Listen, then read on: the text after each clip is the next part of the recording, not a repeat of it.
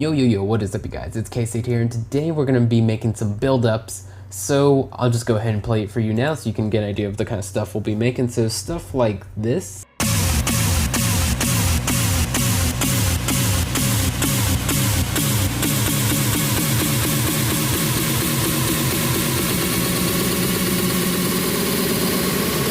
Get ready to explode.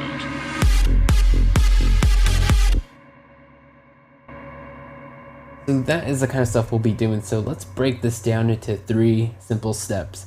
So step 1 is going to be pattern. So obviously a build-up pattern is really important, and I'm going to just show you kind of a very basic pattern. So this is really a basic and logical place to start because of the later steps that we're going to involve. So let's just go ahead and make a new pattern. So obviously with a build-up, we want it to kind of start slow and then get faster and faster. So there's some quick little Ableton things to do that you can make a quick pattern in pretty much like 20 seconds if you do it really fast. So the way I like to do it usually is I like to focus in on one bar. So from here, 1 to 2, that is 1 bar. I usually like to make a very basic pattern in there.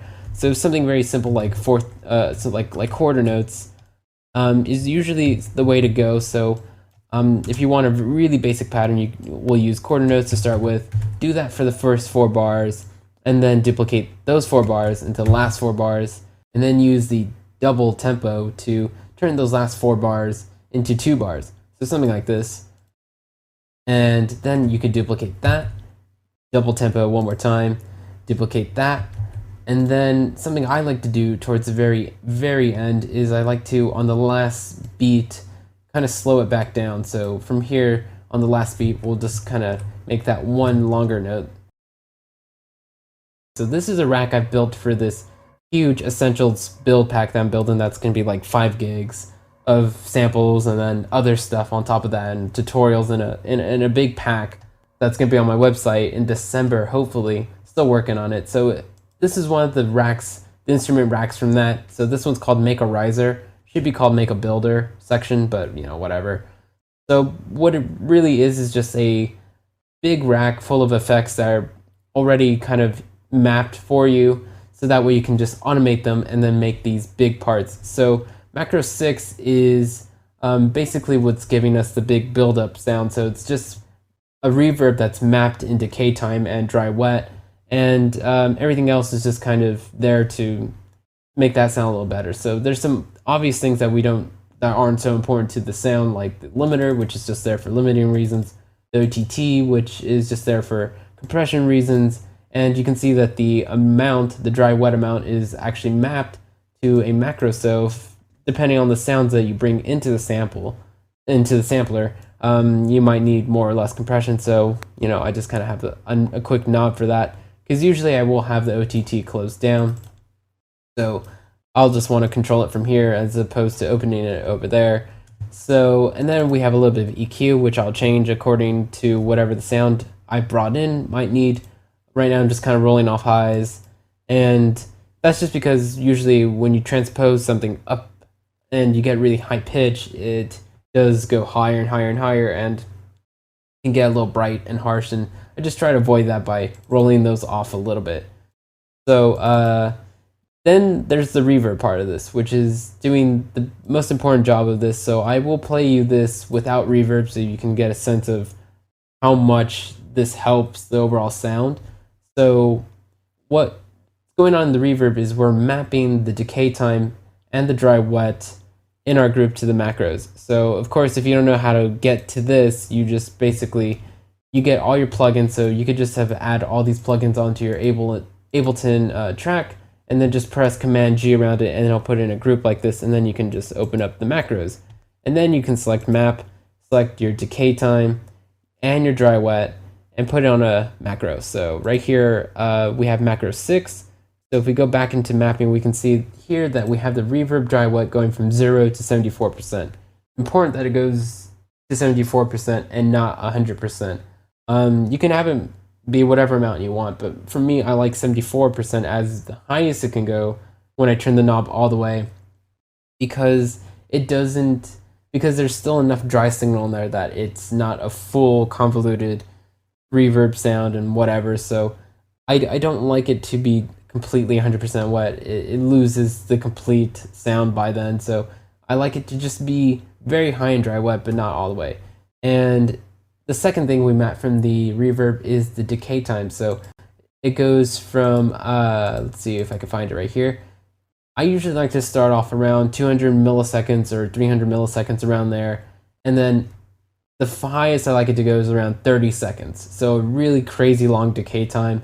And, sometimes I'll have it around 1 second, something like this. So it really depends. So I'll just leave it at 1 second for now. You can have the starting point wherever you want. It just, you got to keep it pretty low so that way you leave some room to build into it. If you start off at like 10 seconds and you don't really have anywhere to go in terms of making the reverb sound even bigger. So, choose something pretty low, under a second or so, and that's what's mapped to macro 6. So you could also map the transposition inside the sampler to that same macro that controls the reverb, because on certain sounds like snare drums, for example, if you start bringing up the transposition, you get that classic pitched up roll type of buildup.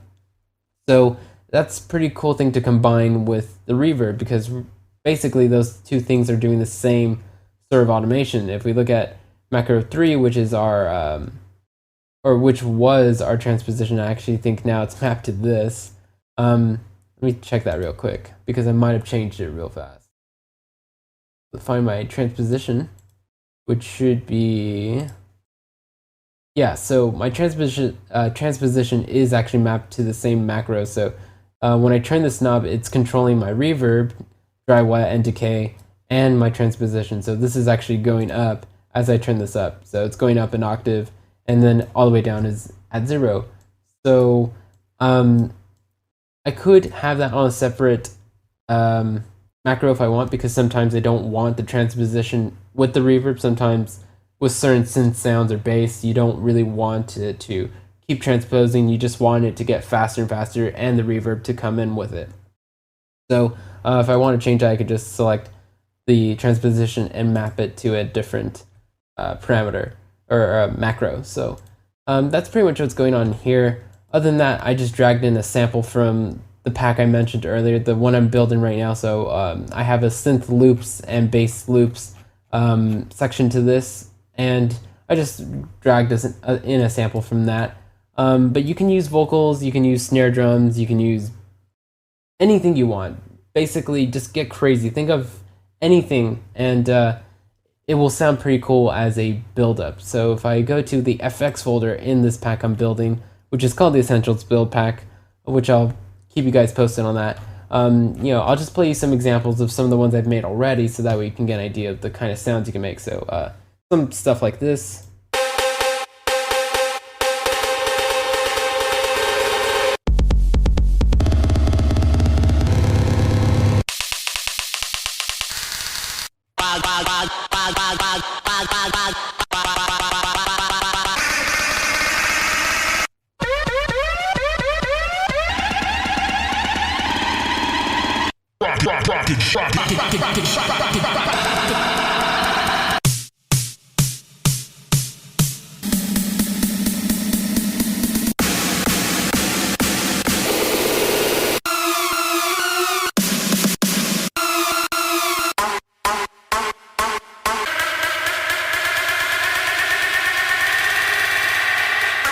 So that's an example of some of the type of stuff you can make.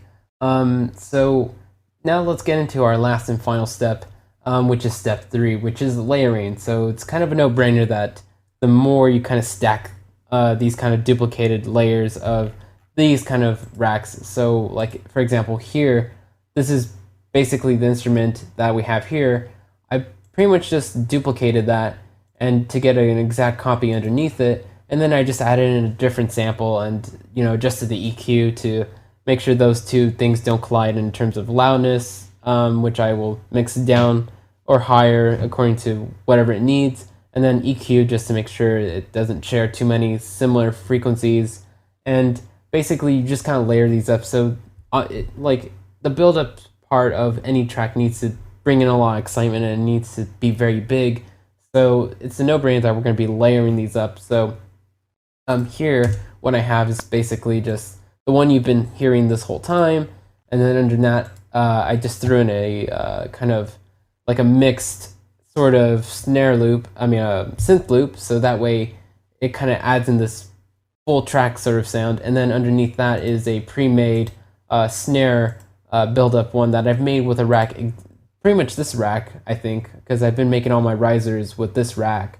So I just threw in a snare under that, and basically I just kept duplicating this, throwing in different samples, and that's how I layer this all up to get it so big. So step 3 is so easy. I mean, that's the fun part. You know, once you've made your pattern and you've built and saved this rack, then you just throw in a bunch of samples on different ones and just let that all sit on top of each other.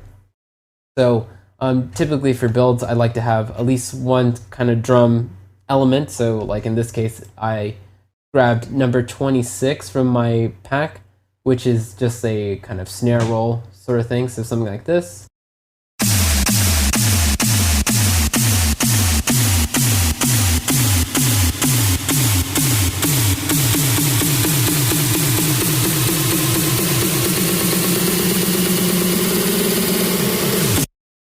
So something like that, and then obviously we heard the top layer, which was just sort of a kind of a synth loop sort of sound, and under that, like, which is pretty interesting thing to do, is throw in like a full mixed version of something, and just kind of get the little back end of it, and just kind of with the pattern, the way it goes, where it gets faster and faster, and the way a sampler works, where it repeats it over and over.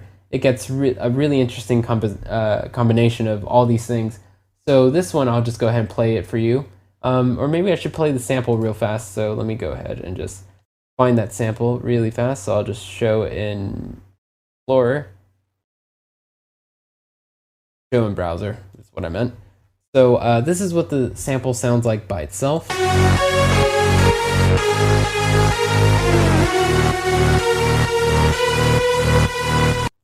So it's just like leads and bass and stuff all stacked into one wave. So in my loops folder, synth loops folder for that pack I'm building right now, I'll have these kind of construction kits type of layout to this, where some of these samples they'll have their like separate own bass and leads and all that, and then I'll have like one wave that's all the combined elements. So that kind of represents like a track to me, so, or just like a very instrumental without drums kind of version of the synths. So I like to bring something like that into the instrument rack, so I can kind of loop the end of it and get a really small section of this that's actually playing. So you can see where the start time is, which is actually why I like to have this kind of macro here. So it's very easy to just go bloop, bloop, bloop, control all this, and just get that last little tail of it. And then with the pattern, it just starts repeating. So I'll just go ahead and play you this.